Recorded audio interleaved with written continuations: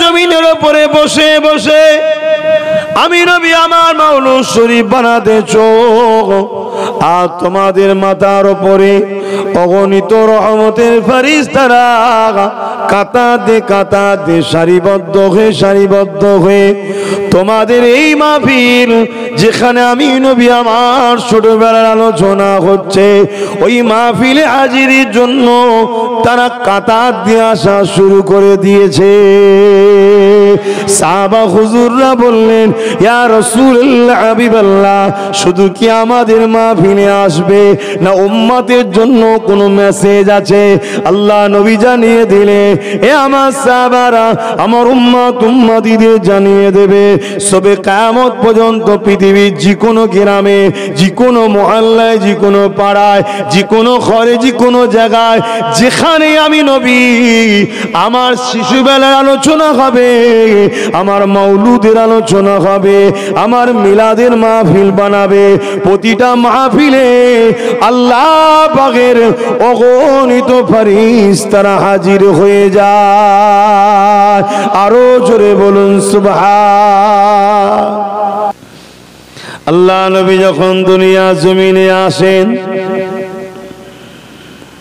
এক একটা রাত্রির এক একটা নবী আলাইহিস সালাম এবং তিনাদের পরিবাররা আম্মা জানা মেনা হুজুরের কাছে তাশরীফ নিয়ে আসে, আম্মাকে মোবারকবাদ জানাতে থাকে, ও হযরত আমিনা, আপনি কি জানেন মা, আপনার গর্ভে যিনি রয়েছেন আল্লাহ তিনাকে দোনোজানের সুলতান করেছে। কেউ বলতে লেগেছো, আম্মা আমিনা, আপনার গর্ভে যিনি রয়েছে তিনার উসিলা করে আল্লাহ পাক আমার দোয়াকে কবুল করেছে। এমন সময় মা মারিয়ামও একদিন এসে হাজির হয়ে যায়, ও আম্মা আমিনা, আমি আপনার বাচ্চার উসিলা দিয়ে দোয়া চেয়েছিলাম, আল্লাহ আমার বাচ্চাকে আপনি উঠিয়ে নেন এবং আমার বাচ্চাকে একদিন আপনি তাদেরকে জবান শিক্ষা দেবেন যারা আপনার সঙ্গে আমার তহমতটা লাগিয়েছে। ও হযরত আমিনা, আপনার বাচ্চার উসিলা দিয়ে যখন দোয়া চেয়েছিলাম আল্লাহ পাক তখন আমি মারিয়ামের দোয়াকে কবুল করে নেয়। এইভাবে আম্মার কাছে খুশি সংবাদ দিচ্ছে, মা বড় খুশি হচ্ছে। আর এই আলোচনা নবী পাকের সাহাবী হযরত আব্বাস রাদিয়াল্লাহু তাআলা আন বাকি এলাকার মানুষকে শোনাচ্ছে। শুনে খুশি হবার না, খুশি হবার নয়। এখন যদি শোনানো হয়, আম্মা জান আমিনার গর্ভে যখন আমার দয়ার নবী ছিলেন, আম্মা আমিনা হুজুরকে তেনার শাশুড়ি মা জিজ্ঞাসা করে, ও মা আমিনা, পাড়ার বাড়িতে বাড়িতে সব জায়গায় একটাই আলোচনা হয়, আমিনা এত সুন্দর খুশবু কোথা থেকে পায়? এই খুশবু তো মক্কার কোন বাজারে কিনতে পাওয়া যায় না। ও আমিনা, এই খুশবু আপনি কোথা থেকে পান? আম্মা আমিনা নিজের মুখে থুতু জমিনে নিক্ষেপ করলেন। নিক্ষেপ করার সাথে সাথে ওই থুতু মোবারক থেকে বড় বড় করে খুশবু বাইর হতে লেগেছে। আম্মা আমিনা বলতে লেগেছে, মা, এই খুশবু আমিনার নয়, আল্লাহ আমিনার গর্ভে রহমতের নবী রেখেছে, ওই সাইয়্যিদুল মুরসালিনের খুশবু বাহির হতে লেগেছে। এগুলো শুনে বলুন, যারা নবীকে ভালোবাসে আমাদের মনটা খুশি হয় না দুঃখ হয়? এজন্য বলা হয় ঈদ। এজন্য কি বলা হয়? ঈদ। অনেকে ভাবে ঈদ দুটো, না না না, ঈদ দুটো নয়। প্রত্যেক জুম্মার দিনটাও হলো ঈদের দিন, ওটা হলো সপ্তাহের ঈদ। ঈসা নবী আল্লাহর কাছে দোয়া করেছিলেন, আল্লাহ জান্নাতে খাবার পাঠান, যেদিন খাবার দেবেন সেই দিনটা আমাদের জন্য ঈদের দিন হবে। জোরে বলুন সুবহানাল্লাহ। খাবার আসাতে যদি ঈদের দিন হয়, জান্নাতই তৈরি হতো না যে নবী না হলে। সেই নবী যেদিন এসছে ওটা আমাদের জন্য কি দুঃখের দিন? ঈদের দিন। অনেকে বলে এই দিন নবী মারা গেছে, নাউজুবিল্লাহ। নবী মারা গেছে কি কথা? নবী পাক এই দিনে এক ঘর থেকে আরেক ঘরে গেছে, অর্থাৎ দুনিয়াবি জিন্দেগি কাটিয়ে আখেরাতের জিন্দেগিতে রওনা দিয়েছে। কিন্তু নবী আমার রওজা মুবারকে সশরীরে জিন্দা আমাদের জন্য কাঁদছে। জোরে বলুন সুবহানাল্লাহ, আরো জোরে বলে। এ ক্ষমতা আল্লাহর আছে না নাই? শহীদদের ঘরে জিন্দা আছে না নাই? তো শহীদরা শহীদ হতো না, শহীদ যে মর্যাদা, সুহাদাদের যে মর্যাদা, এই মর্যাদাই হতো না যদি মুহাম্মদ রসুলের ঝুলিতে সুহাদা না থাকে। যেটা আমার নবীর মধ্যে নেই ওটা মর্যাদাই নয়। নবী তো মডেল, লাকাদ কানা লাকুম ফি রাসূলিল্লাহি উসওয়াতুন হাসানা, সমস্ত উত্তম মডেল হলো মুহাম্মদ রসুল। যত নবী নবুয়ত পেয়েছে আমার রসুল থেকে পেয়েছে, যত সিদ্দিকরা সিদ্দিকিয়াত পেয়েছে আমার রসুল থেকে পেয়েছে, যত শহীদরা সুহাদায়াত পেয়েছে আমার রসুল থেকে পেয়েছে, যত সত্যবাদীরা সালেহিনরা সালিয়াত পেয়েছে আমার রাসূলুল্লাহর ঝুলি থেকে সব পেয়েছে। জোরে বলুন সুবহানাল্লাহ। যেটা আমার রসুলের মধ্যে নাই ওটা নিয়ামতই নয়। যদি নবীর মধ্যে শহীদ না থাকে তো শহীদটা কোনো নিয়ামতই নয়। এবারে আপনাদের মাথা কাজ করবেন যে রসুল পাক কোন লড়াইয়ের ময়দানে শহীদ হলেন? হ্যাঁ হ্যাঁ, আহা, কারবালা ইমাম পাকের সঙ্গে কি চুক্তি ছিল জানেন? এসব বেশি আলোচনা ডিপে ঢুকলে আপনারা মানুষ ঘাবড়ে যাবে, এই জন্য আমরা বলতে পারি না অনেক কথা। হ্যাঁ, এত বড় বড় সাহাবা হুজুররা শহীদ হয়েছে, নবী পাকের চাচা হানজালা হুজুরের কলিজা পর্যন্ত চিবিয়ে খেয়েছে জালিমরা, ছিন্ন বিচ্ছিন্ন করে দিয়েছে। আল্লাহ নবী পরে যে করেছিল তাকে ক্ষমা করার পরও বলেছিল তুমি আমার সামনে আসবে না বাবা, তোমাকে দেখলে আমার চাচার কথা মনে পড়ে যাবে, তুমি এমন কষ্ট দিয়ে মেরেছ আমার চাচাকে। কিন্তু সে ক্ষমা চেয়েছে, রাসূলুল্লাহ মাফ করে দিয়েছে। এটা ইসলাম, মাফ করা হলো ইসলাম। কিন্তু এই যে ব্যথা তো ভুলা যায় না। তুমি একটু বাবা আমার চোখে আড়ালে থাকবে, সেই আলোচনা শুনে মানুষ যত না ব্যথিত হয়, ইমাম হোসাইন পাকের আলোচনা শুনলে মানুষ হাজার গুণ বেশি ব্যথা পায়। ঠিক না বেটি? কেন কেন? এর পিছনে অনেক রহস্য আছে, ও বিষয়ে আজকে আলোচনা করার দিন নয়। আজ কোন বিষয়ে আলোচনা হচ্ছে মনে রাখবেন, শহীদ দুই ধরনের হয়, একটা জাহিরি, একটা রুহানি, একটা জিসমানি, একটা রুহানি। আমার রাসূল পাক সাল্লাল্লাহু আলাইহি ওয়াসাল্লাম দুই শহীদ নবী পাকের ঝুলিতে আছে। জোরে বলুন সুবহানাল্লাহ। একটা ইমাম হোসেন, একটা ইমাম হাসান। ইমাম হাসান হুজুরের রুহানি শহীদ হয়েছে, বিষ পান করে হুজুরকে শহীদ করিয়ে দিয়েছে। আর জিসমানি শহীদ ইমাম হোসেন পাক হয়েছে, এ রাসূলুল্লাহর ঝুলি থেকেই হয়েছে। এর চেয়ে বেশি ডিপ আলোচনা করতে গেলে ওই বিষয়ে মিনিমাম 2 ঘন্টা না বুঝালে আপনাদের খুবরিতে ঢুকবে না, তখন সমালোচনা হবে। স্বাভাবিক, খুব ডিপ আলোচনা, দেখুন খুব ডিপ আলোচনা, এই আলোচনা করতে গেলে সময় লাগবে এবং ওই বিষয়টার উপরই শুধু বলতে হবে, না হবে না। তো যাক, আমি যেটা বলছি, তাহলে আমার রাসূল পাক সাল্লাল্লাহু আলাইহি সাল্লাম তিনি 12 রবিউল আউয়াল সোমবার শুভে সাদেকের সময় এসেছিলেন। এই আলোচনা নবী চাচা করছে।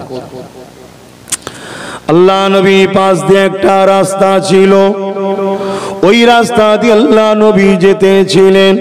নবী পাককে দেখে সাহাবা হুজুররা দাঁড়িয়ে গেলেন, সালাম দিতে লাগলেন। দাঁড়িয়ে সালাম দেওয়া এটা সাহাবা হুজুরদের সুন্নাত। এ যুবকেরা, সাহাবা হুজুররা সালাম দিতে লাগলেন। এই সালাম দেওয়ার পর আমার নবী পাককে বলেছিলেন, ইয়া রাসূলুল্লাহ হাবিবাল্লাহ, হুজুর আপনি আমাদের মাহফিলে এসে বসুন, আমরা আপনার শিশুবেলার আলোচনা করছি, আমরা আপনার মাউলুদের আলোচনা করতেছি। আল্লাহ নবী কি বলেছিলেন?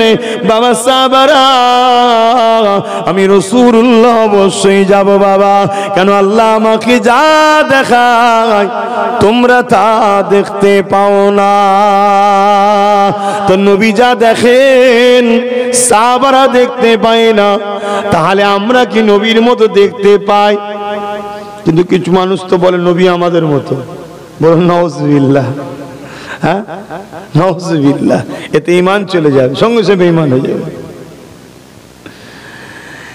এ বাবা সাহাবারা, তোমরা জমিনের উপরে বসে বসে আমি নবী আমার মাওলুদ শরীফ বানাতেছো, আর তোমাদের মাথার উপরে অগণিত রহমতের ফেরেশতারা কাতাতে সারিবদ্ধ হয়ে তোমাদের এই মাহফিল যেখানে আমি নবী আমার ছোটবেলার আলোচনা হচ্ছে ওই মাহফিলে হাজিরির জন্য তারা কাতার দিয়ে আসা শুরু করে দিয়েছে। সাহাবা হুজুররা বললেন, ইয়া রাসূলুল্লাহ হাবিবাল্লাহ, শুধু কি আমাদের মাহফিলে আসবে না উম্মতের জন্য কোনো মেসেজ আছে? আল্লাহ নবী জানিয়ে দিলে, এ আমার সাহাবারা আমার উম্মতিদের জানিয়ে দেবে, সবে কিয়ামত পর্যন্ত পৃথিবীর যে কোনো গ্রামে, যে কোনো মহল্লায়, যে কোনো পাড়ায়, যে কোনো ঘরে, যে কোনো জায়গায় যেখানে আমি নবী আমার শিশুবেলার আলোচনা হবে, আমার মাওলুদের আলোচনা হবে, আমার মিলাদের মাহফিল বানাবে, প্রতিটা মাহফিলে আল্লাহ পাকের অগণিত ফেরেশতারা হাজির হয়ে যায়। আরো জোরে বলুন সুবহান। তাহলে আমরা কি আশা রাখতে পারি না যে আমরা মানুষ শুধু নাই? আমরা কি আশা করাটা কি অন্যায় হবে? আল্লাহ ভালো জানে, কিন্তু আশা করতে পারি তো। হ্যাঁ, সেই ফেরেশতারা এসে কি করে? তারা আমাদের এই কর্মকাণ্ড গুলোকে দেখে, নবী পাকের কথা আলোচনা করি আর মানুষগুলো বসে বসে শোনে। সবাই শোনে ভাই? হ্যাঁ, সবাই শোনে না। আমরা কিছু মানুষ যারা নবীকে হাকিকাতে মহব্বত করে ভালোবাসে। কেন মহব্বত যাকে করা হয় তার কথা বলতেও ভালো লাগে, তার কথা শুনতেও ভালো লাগে, তার কথা শোনাতেও ভালো লাগে, তার গুণগান গাইতেও ভালো লাগে, তার নাম শুনলে দাঁড়িয়ে যেতে মন যায়। ভাই কি বলছিলেন যেন? তোমার এখানে কি খবর? না ওই যে বলছিলেন মোহাম্মদ রসুল, তাই দাঁড়িয়ে গেলাম। কেন? উনি আমার তো ভালোবাসা। জোরে বলুন সুবহানাল্লাহ। তা আমার মাহবুবের কথা হয়েছে, কি বলছেন ভাই? এ শুনবো বলে দাঁড়িয়েছি। এটা তো প্রেম। কি গো, ভুল বলছি নাকি? আর এটা নেই, ও যতই তুমি সাইনবোর্ড লাগাও আমি মুসলমান, মুসলমান আলাদা জিনিস আর মোমেন মুসলমান আলাদা জিনিস। শুনছেন তো নাকি? মুসলমান দামি জিনিস বাপ, অস্বীকার করা যাবে না, অস্বীকার করছি না, কিন্তু মোমেন মুসলমান আর মুসলমান দুটো এক নয়। আসমান জমিনের থেকেও বেশি পার্থক্য, আরো বেশি পার্থক্য। মুসলমান হলো পাসপোর্ট আর মোমেন মুসলমান হলো, মোমেনটা হলো ভিসা। পাসপোর্ট থাকলেই বাইরের দেশে যাওয়া যায় না, ভিসা লাগে। অর্থাৎ দুনিয়ার দেশ থেকে জান্নাতের দেশে যেতে গেলে ভিসাটা লাগবে। পাসপোর্ট তো আল্লাহ দিয়েই পাঠিয়েছে, যাও তুমি মুসলমান, তুমি পাসপোর্ট পেয়ে গেছো। কিন্তু এই পাসপোর্টের দুনিয়াতে একটা ভিসা লাগালে ওই ভিসা দেখে জান্নাতে এন্ট্রি হবে। ওই ভিসাটা হলো মোহাম্মদ রসুল। জোরে বলুন সুবহানাল্লাহ। যার পাসপোর্টে মোহাম্মদ রসুল আছে, অর্থাৎ যার দিলে মোহাম্মদ রসুলের ভালোবাসা, আদব, প্রেম, ভক্তি, সম্মান, আজমত, শান, মর্যাদার গুরুত্বের স্ট্যাম্প পড়ে আছে, আল্লাহ তাকে ওয়েলকাম, এন্ট্রি। এবারে নামাজ আছে, রোজা আছে, হজ আছে, ভালো ভালো জায়গা পাবে। 200 টাকা লিগ আছে, 200 টাকার কোয়ালিটির ঘর পাবে। বিদেশে গেছে 200 টাকার কল, 2 লক্ষ টাকারও ঘর আছে, আছে না নাই? অর্থাৎ 2 ওয়াক্ত নামাজ পড়েছে, ওই কোয়ালিটি পাবে। জীবনে নামাজ কাজা করেনি, ও আরো ভিআইপি জায়গা থাকবে। দুটো কি সমান? কিন্তু এন্ট্রি আল্লাহ করাবে ভিসা থাকলেই। যা তুই কাঁথা কম্বল নিয়ে এসছিস কি না এসছিস, তুই কষ্ট বুঝবি। কথা বুঝছেন না? বোঝেন না? ভিসা কি বা আমি দুনিয়ার ভাষায় বুঝাচ্ছি কেন, যাতে করে আপনার চটচট ধরে নিতে পারেন। আম মানুষ সব ভাই খেটে খুটে খান, তাই তো নাকি গো? চটচট ধরে নিতে পারেন। এজন্যে আমি এখন সৌদি আরবে যাব হজ করতে, পাসপোর্ট আছে, বর্ডারে গেছে, পাসপোর্ট দেখালে ছেড়ে দেয় না, কি এটা খোঁজে না? কি খোঁজে? ভিসা। ও স্ট্যাম্প আছে, সিলমোহর পড়ে যাবে। যাও, ব্যাগে কি আছে না আছে জিজ্ঞেস করে?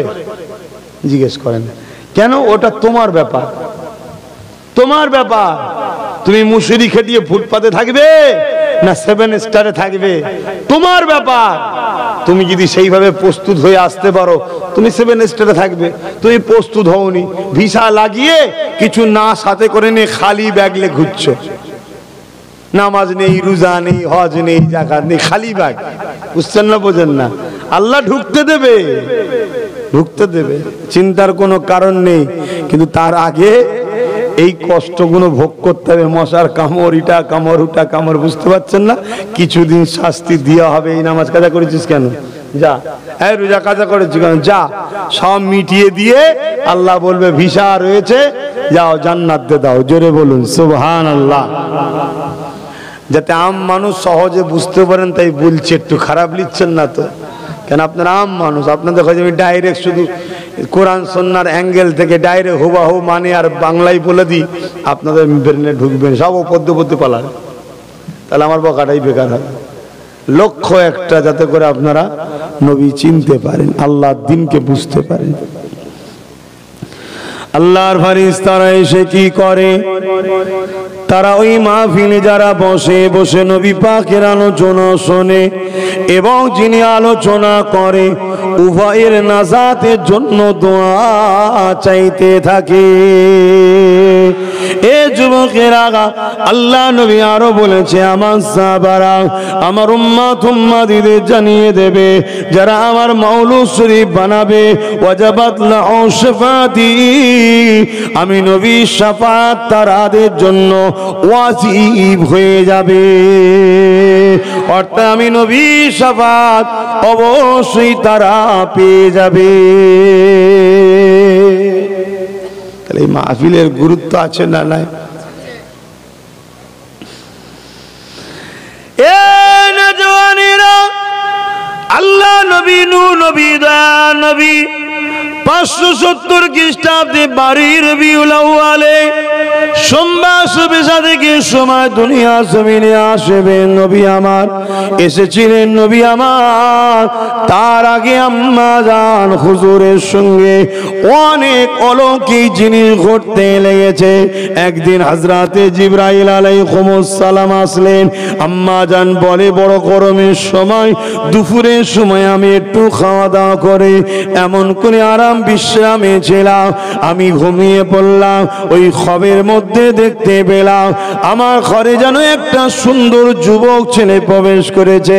আমি আমিনা ঘাবড়ে গিয়ে ঘুমটা ভেঙে গেল। আমি চোখটা খুলে দেখি, হ্যাঁ, যাকে খবে দেখলাম সে আমার ঘরের মধ্যে দাঁড়িয়ে আছে। আমার ঘাবড়ানোটা দেখে তাড়াতাড়ি তিনি বলতে লাগলেন, এ আম্মা জান, আমি দুনিয়ার কোনো যুবক নয়, যুবকের সুরাতে এসেছি। আমি হলাম আল্লাহ পাকের ফেরেশতা হযরতে জিবরাইল আলাইহিস সালাম। ও হযরতে আম্মা জান আমিনা, আপনি চিন্তিত হবেন না মা, আমি আপনার জন্য খুশির মেসেজ নিয়ে এসেছি। আম্মা, আল্লাহ আপনার গর্ভে একটা সন্তান দিয়েছে, ওই সন্তান যেন কষ্ট দুঃখ না পায় এই ঘোষণা আল্লাহ আপনাকে দিতে পাঠিয়েছে। কেননা আপনার গর্ভে যিনি আছে তিনি হলেন আমার আল্লাহ পাকের বন্ধু। আর একটা খবর হলো আম্মা, আপনার গর্ভে যিনি আছেন তিনার নাম দুনিয়ার কেউ রাখবে না, তিনার নাম আল্লাহ রেখে দিয়েছে।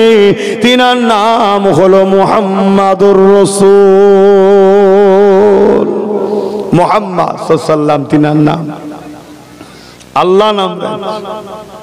ভাবো, যখন কোনো কিছু ছিল না, এই জমিন ছিল না, আসমান ছিল না, আরশ ছিল না, কুরসি ছিল না, তারও হাজারো বছর আগে আল্লাহ পাক আমার নবীকে ইয়াসিন বলে ডাক দিয়েছে। জোরে বলুন সুবহানাল্লাহ।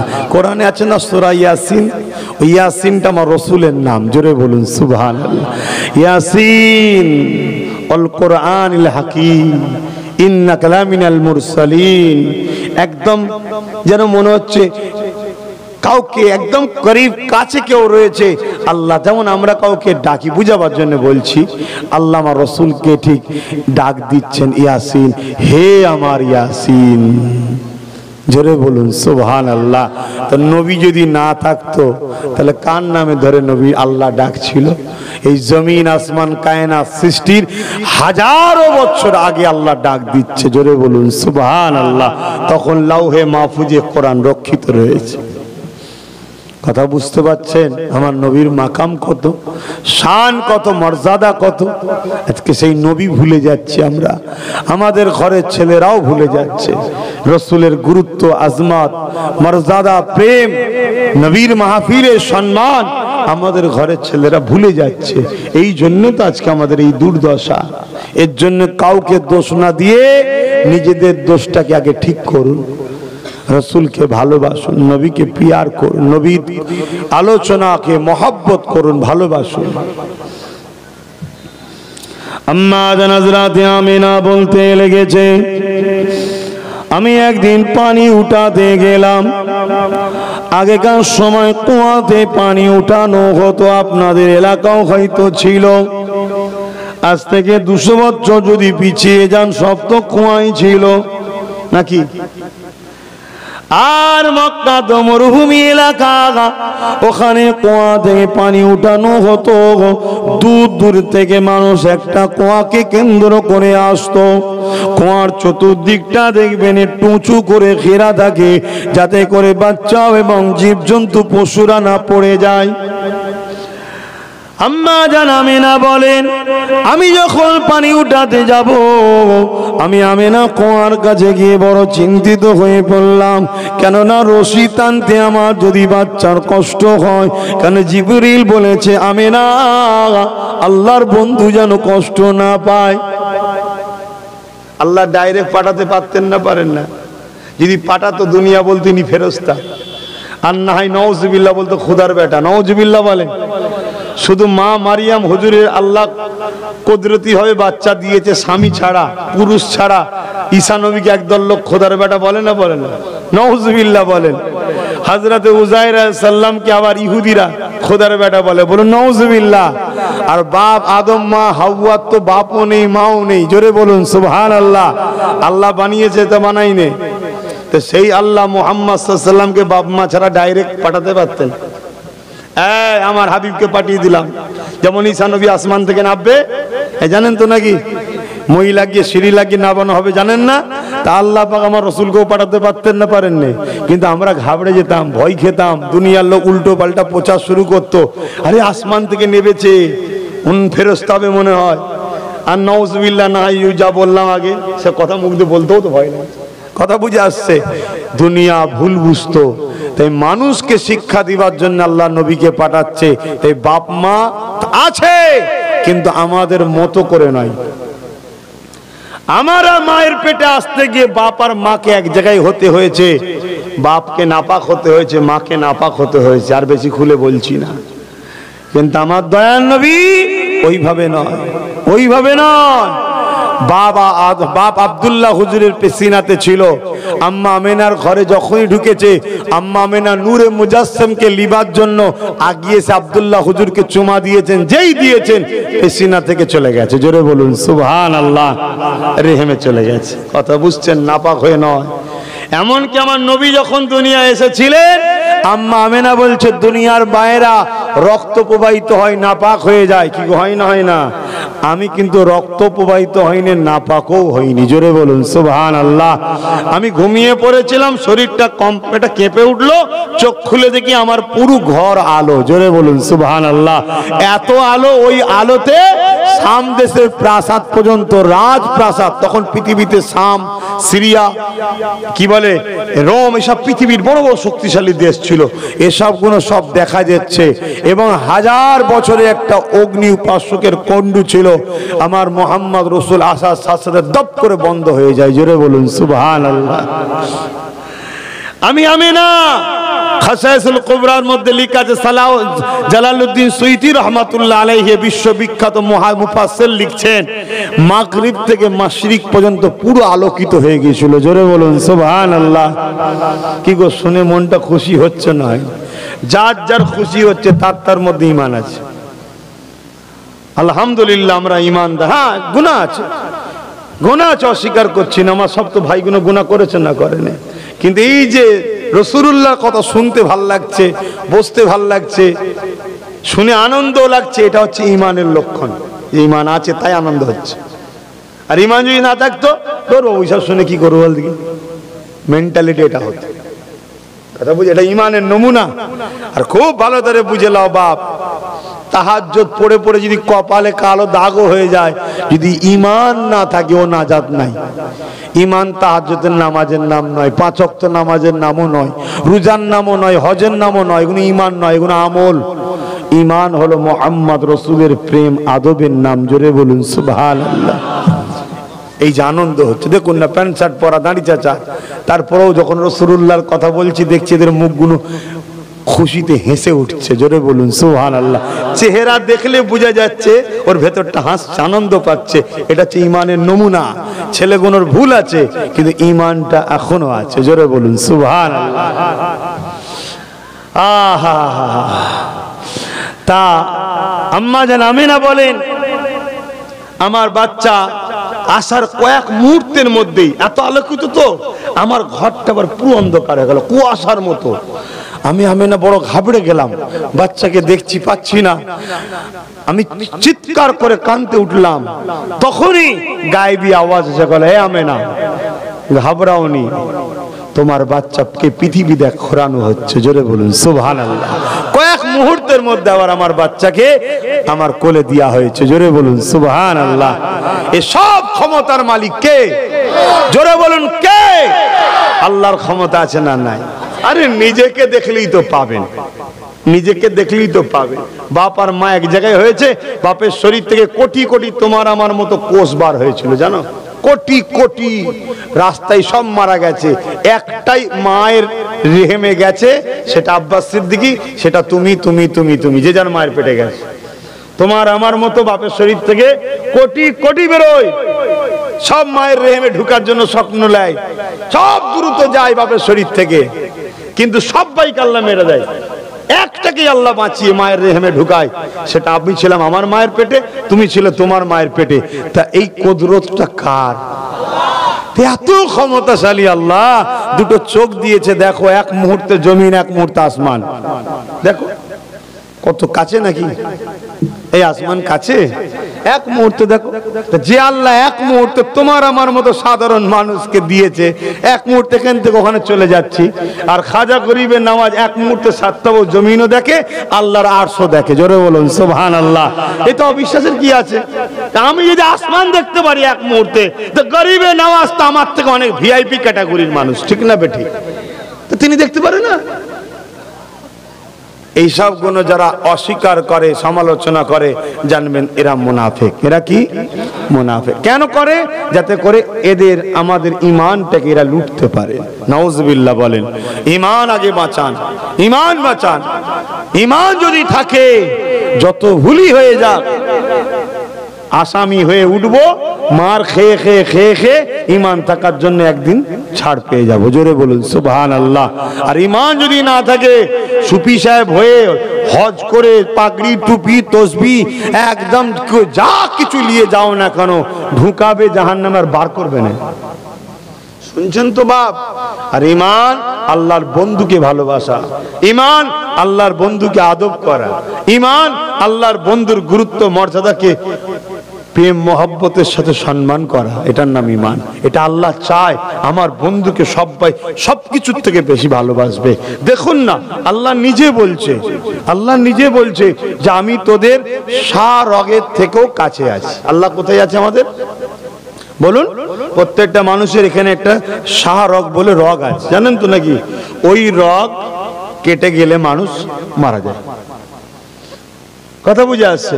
তার মানে যার এখান কেটে যাবে, অর্থাৎ আল্লাহ থাকবে না, সে বেঁচে থাকার থেকে মরে যাওয়ায় সেম ব্যাপার। শাহরগের থেকেও আল্লাহ কোথায়?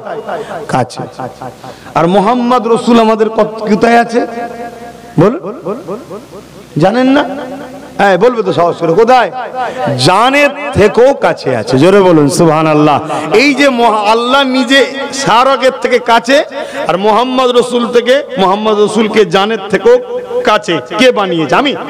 আল্লাহ তো বানিয়েছে যে মুমিন মুমিনার জানের থেকেও কাছে আমার বন্ধু থাকবে, আর আমি শাহরগের থেকে কাছে থাকবো। শাহরগ যদি কেটে যায় 30, 40, 50, 1 মিনিট পর্যন্ত ছটকা ছটকি করে বেঁচে থাকে, কিন্তু জান বেরিয়ে গেলে, তাহলে আল্লাহ চাইছে আমার নবীকে আপনার আমার এত কাছে করে দিচ্ছে, শাহরগের থেকেও কাছে করে দিচ্ছে। জোরে বলুন সুবহানাল্লাহ। কেন? কেন? একটা প্রশ্ন তো হতে পারে, কেন? কেন নবী পাক আমাদেরকে প্রস্তুত করে নিয়ে যাবে তো আল্লাহর দিদারে। জোরে বলুন সুবহানাল্লাহ। তা নবীর তো কাজ আমাদেরকে প্রস্তুত করা। তা জিনাকে কাজ দিয়েছে, তিনি কি যদি ধরতে না পারি, তিনার কাছে যদি না যাই, তিনাকে পিয়ার যদি না করি, তিনাকে যদি না চিনি, তিনার মর্যাদা যদি না বুঝি, তাহলে আমাকে প্রস্তুত করবে কে? এজন্য আল্লাহ নবীকে আমাদের কাছে ঠেলে দিয়েছে। এই আমাকে দেখতে পাবি না, ধরতে পারবি না, শুতে পারবি না, ছুটতে পারবি না, আমার বন্ধুকে পারবি, যা দিলাম, ওনাকে ধর, পিয়ার কর, ভালোবাস, আজমাত কর, সম্মান কর, ওনার থেকে শেখ, শিখে রেডি হয়ে আয়, আমি আল্লাহ দেখা দেবো। জোরে বলুন সুবহানাল্লাহ। তাহলে নবী আমাদের কত মূল্যবান বুঝতে পারছেন? আহা, সেই নবী। আল্লাহ নবী নবী দয়া নবীর মাওলুদ বানাচ্ছেন আমি আপনি। যে নবী পাকের এত মাকাম, এত সম্মান, আল্লাহ দুটো চোখ দিয়ে কখনো বলেনি বান্দারে তোরা কি জানিস আমি তোদেরকে কত দামি দামি দুটো চোখ দিয়েছি, এই চোখ দিয়ে আমি তোদের উপরে ইহসান করলাম, দয়া করলাম, এটা একবারও আল্লাহ বলেনি। অথচ চোখ দুটোর দাম আছে না নাই? যদি বলা হয় 10 লাখ দেবো একটা চোখে, দুটো চোখ 20 লাখ দেবে কেউ? কেন 20 লাখটা গুনতেও তো পারবো না। কি গো ভুল বলছি? 20 লাখটা গুনতো, চোখ লিওয়ার পরে দেখা যাবে ছোট ছোট করে টাকার সাইজের কাগজ কেটেই হয়তো দেবে, বলে 10 লাখ 20 লাখ, আমি ভাববো টাকা কি? তাহলে চোখের মূল্য এত। ওই চোখে একটা চোখে কত হাজার কোটি করে লেন্স আছে? 13,000 কোটি, 13 দুগুণে 26,000 কোটি লেন্স আছে। জোরে বলুন সুবহানাল্লাহ। এই চোখ দিয়েও আল্লাহ একবারও বলেনি যে তোর উপর আমি ইহসান করেছি, বলেন। দুটো হাত আল্লাহ দিয়েছে, যে হাত ছাড়া আমি তুমি চলতে পারি না, যে হাত তোমার আমার প্রয়োজন, এই হাত ছাড়া চলা যায় না, এই হাত ছাড়া কাজ করা যায় না, এই হাত ছাড়া খাওয়াও যায় না, এই হাত ছাড়া নিজের প্রয়োজনের কাজ মেটানো যায় না। হাত যদি না থাকতো সমাজের কাজে বয়স্ক বয়সও বেউজ্জুতি হতে হতো, নিজের পানি খরচ নিজে করতে পারতাম না, ইনকাম করতে পারতাম না। এত দামি দামি দুটো হাত দিয়ে আল্লাহ কখনো বলেনি তোদের উপরে ইহসান করলাম। সব থেকে বড় জিনিস হলো আল্লাহ পাক তোমাকে আমাকে দিমাগ দিয়েছে, ব্রেন দিয়েছে। এই ব্রেন যার নাই তাকে তো লোক পাগল বলে, শিকল দিয়ে বেঁধে রাখে, তাকে সমাজ কত জুলুম করে। ওই ব্রেন দিয়েও আল্লাহ একবারও বলেনি তোদের উপরে ইহসান করলাম। এখন যদি আপনাদেরকে বলা হয় তোমাদের দিমাগ ব্রেন গুলো দাও, 1 কোটি টাকা দেওয়া হবে, কেউ কি দিমাগ ব্রেন দেবেন? এমনি তো আমরা ব্রেন খাটাই না, বেকার তো রেখে দিয়েছেন, দেন 1 কোটি পাবেন, দেবেন কেউ? কেন? উনি জানে এটা দিয়া মানি 1 কোটি কি জিনিস ওটাও বুঝতে পারবো না, পাগল তো, মেন্টালিটি শেষ। কথা মাথায় ঢুকছে? এরপরও আল্লাহ বলেন তোদের উপর আমি ইহসান দয়া করেছি। এর থেকেও দামি জিনিস জান, রুয়াতা আল্লাহ দিয়ে একবারও বলেনি আমি তোদের উপরে ইহসান করেছি। কিন্তু বাড়ি রবিউল আউয়াল আমার রাসূলুল্লাহকে আল্লাহ পাঠিয়ে বললে, এ আমার বান্দা বান্দি রে, আমি আমার বন্ধুকে তোদের কাছে দিলাম, এই দিয়ে তোদের উপরে ইহসান দয়া করলাম। আরো জোরে বলুন সুবহান। এ থেকে বোঝা যায় জানের থেকেও দামি নবী, তাই নবীর বেলায় আল্লাহ বলেছে এহসান করলাম। দিমাগের থেকেও দামি নবী, তাই দিমাগ দিয়ে এহসান বলেন, নবী দিয়ে এহসান করেছি। জান দিমাগ সব কিছুর থেকে দামি নবী, তাই নবী দিয়ে আল্লাহ বলেছে এহসান করলাম। পানি দিয়ে একবারও বলেন এহসান করেছি, সূর্য উঠিয়ে একবারও বলেন এহসান করেছি, চাঁদনি রাত করে একবারও বলেন এহসান করেছি, জমিন দিয়ে একবারও বলেন এহসান করেছি, বাপমা দিয়েও বলেন এহসান করেছি। কিন্তু মোহাম্মদ রসুলকে দিয়ে আল্লাহ জানাচ্ছে, এ দুনিয়ার মানুষ রে, আমার বন্ধু তোদের কাছে পাঠিয়ে, রহমতে নবীকে পাঠিয়ে তোদের উপরে বড় দয়া এহসান করলাম।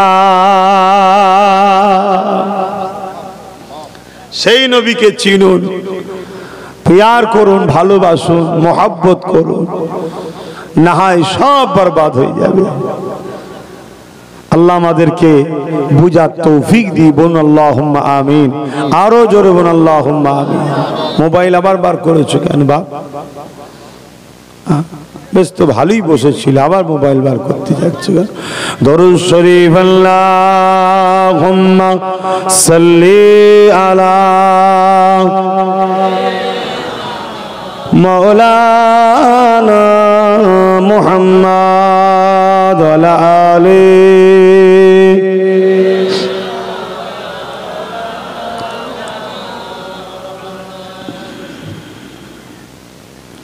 ও গো মামেনা তোমার করে ঘরে রহমত খোদার পরে জোরে জোরে। ও গো মামেনা তোমার করে ঘরে রহমত খোদার পরে জোরে জোরে। আব্বা মাজার জিয়ারতে আম্মা জানের সাথে আম্মা আমার বিদায় নিলেন ফিরে আসার পথে। আব্বা মাজার জিয়ারতে আম্মা জানের সাথে আম্মা আমার বিদায় নিলেন ফিরে আসা পথে।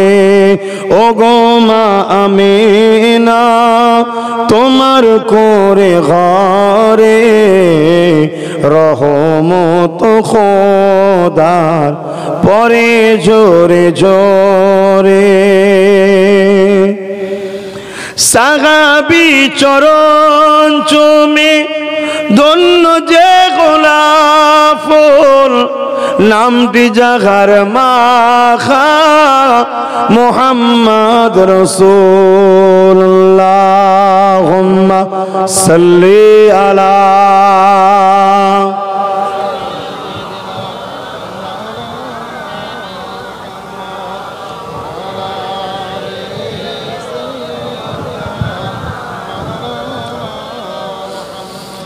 আমার আব্বা জানেরা। আহা, সেই নবী পাক সাল্লাল্লাহু আলাইহি সাল্লামকে আজ বিশ্বে একদল মানবরূপী পশুরা নানা রকম ছোট বড় কথাও বলছে। বড় দুঃখ, বড় আফসোস। আচ্ছা নবী তাদেরও নবী, জোরে বলুন সুবহানাল্লাহ।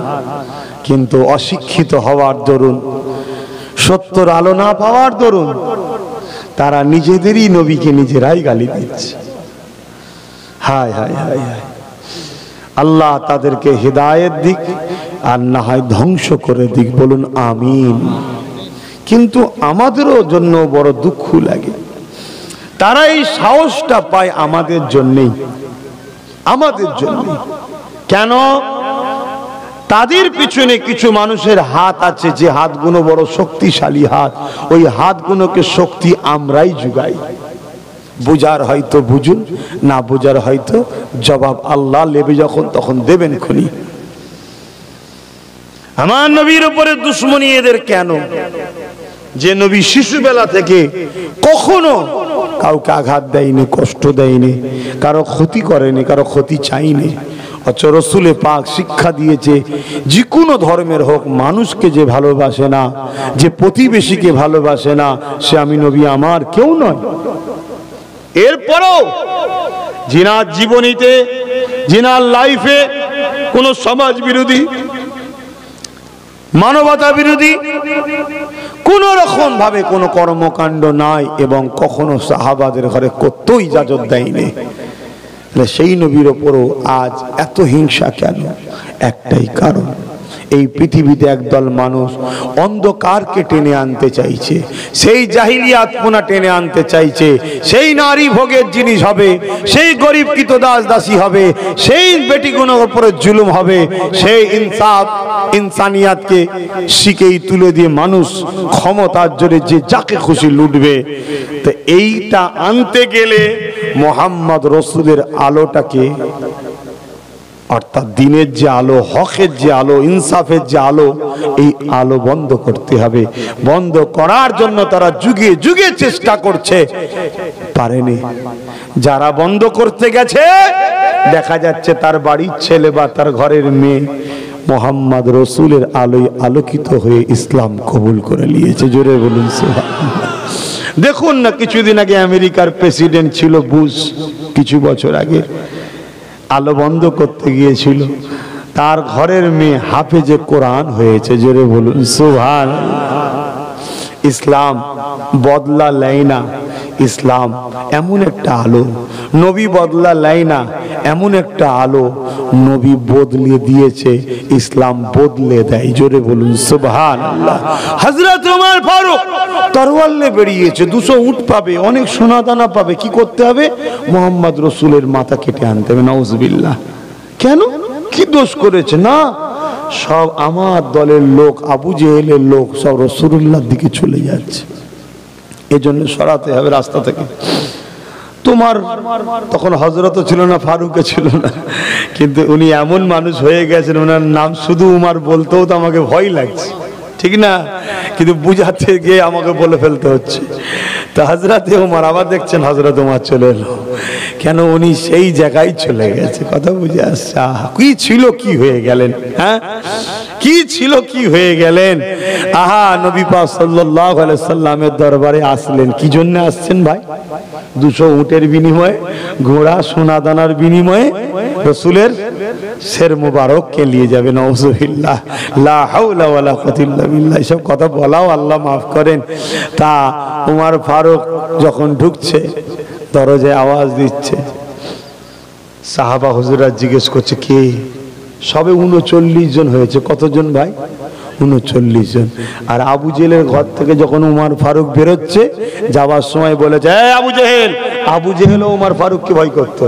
মনে রাখবেন, পুরো মক্কার লোক যদি একদিকে দাঁড়াতো, উমর ফারুক যদি আর একদিকে শুধু দাঁড়িয়ে যেত, আর তরোয়ালটাকে নিয়াম থেকে বার করতো। কোনো মায়ের বেটা ছিল না যে উমর ফারুকের সামনে আসবে। তখন আবু জেহেলের দিকেই ছিল, তখনকার সময়ও বলছি, আর রাসূলুল্লাহর দিকে আসার সময় তো যে একই জিনিস ছিল। পৃথিবীর কারো সাহস ছিল না, আরো মাকাম বেরিয়ে গেছিল। পৃথিবী তখন একদিকে করে দিয়েছিল। কথা বুঝে আসছে? পুরো পৃথিবী একদিকে থাকলেও শুধু বলতো ওমর আসছে। পৃথিবীর বড় বড় পারস্য সম্রাট, কি বলে কাইসার, এরা সব থরথর করে কাঁপতো, ওমর আসছে কেন? কি দোষ করে ফেলেছি, কি ভুল? আরে ঠিকভাবে প্রজাদের উপরে তুমি ভালো ব্যবহার করিনি, উমরের কাছে খবর গেছে আসছে, থরথর করে কাঁপতো। শুধু বলতো একবার আসছে। কি পাওয়ার আল্লাহ দিয়েছিল, এক একজনের রাজ দেয় আল্লাহ। কথা বুঝে আসছে? তা আবু জেহেলকে বলে যাচ্ছে, আবু জেহেল সব রেডি করো, 39 জন হয়েছে তো, আর 40 হতে দেবো না। মোহাম্মদ রসুলের শের মুবারককে কেটে নিয়ে আসবো। আর আমার আল্লাহ ফারিস্তাদেরকে বলছে, ফারিস্তা তোমরা চিন্তা করছো, চিন্তা করো না, আমি উমারকেই 40 বানিয়ে দেবো। জোরে বলুন সুবহানাল্লাহ।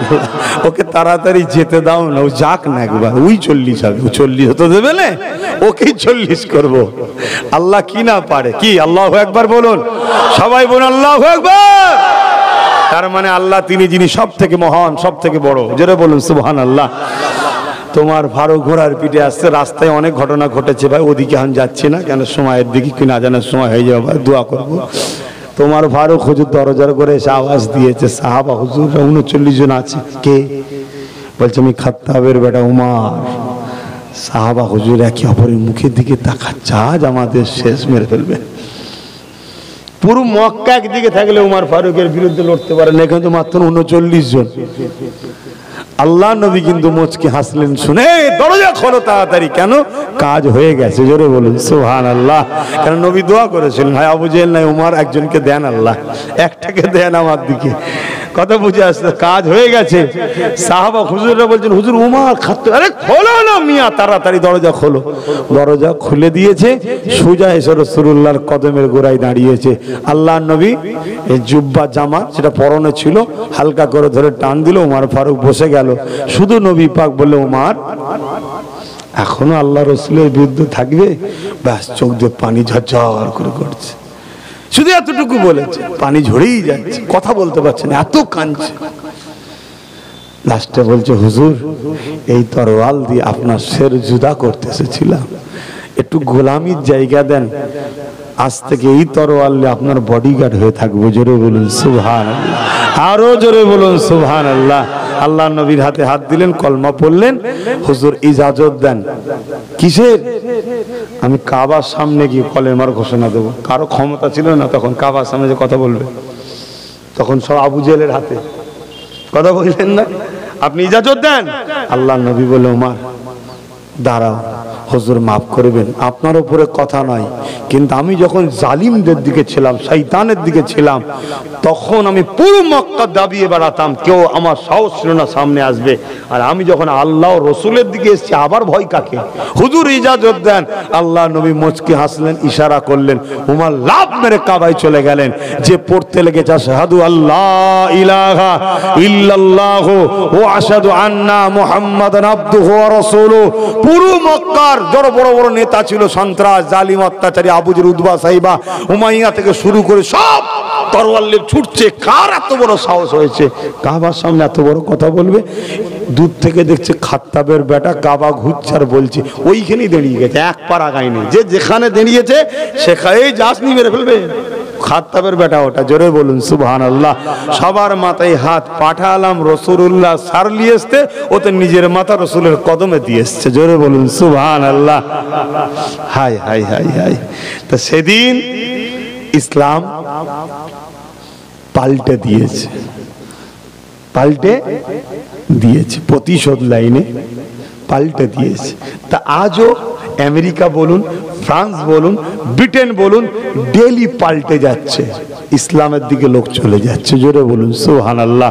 এই জন্যে রসুলের দিকে না চলে যায়, আজকের আবু জেহেল গুলো পেরেশানে আছে। শুনছেন তো নাকি? আজকের জালিম গুলো পেরেশানে আছে। কিন্তু আমরা কি করছি? আমরা অন্যায় করছি, আমরাও তো জালিম হয়ে গেছি, আমরাও তো অত্যাচারী হয়ে গেছি। আমরা আমার নিজের মায়ের পেটের ভাইকে হিংসা করি, ভাইয়ের ভালো চাই না। আমরা গ্রামের ভাই, কলেমা পড়া ভাইয়ের ক্ষতি করি।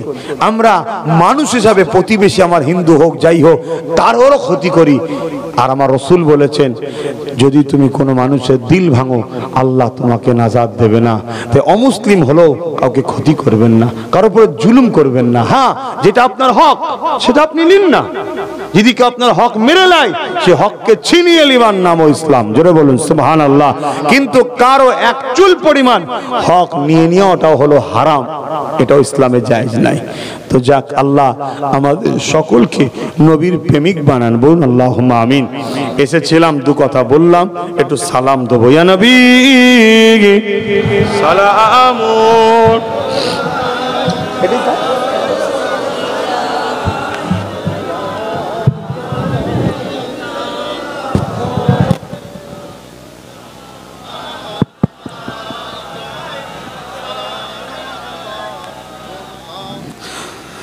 طلع البدر علينا من شنيعة الوداع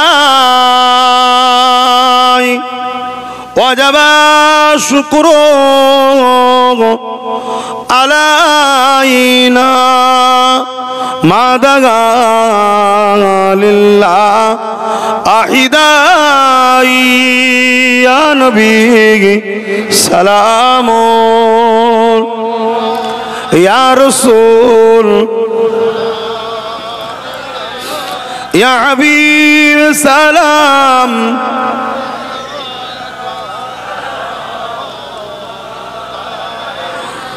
কঠিন হাসরের দিনে কি আছে মোদের কপালে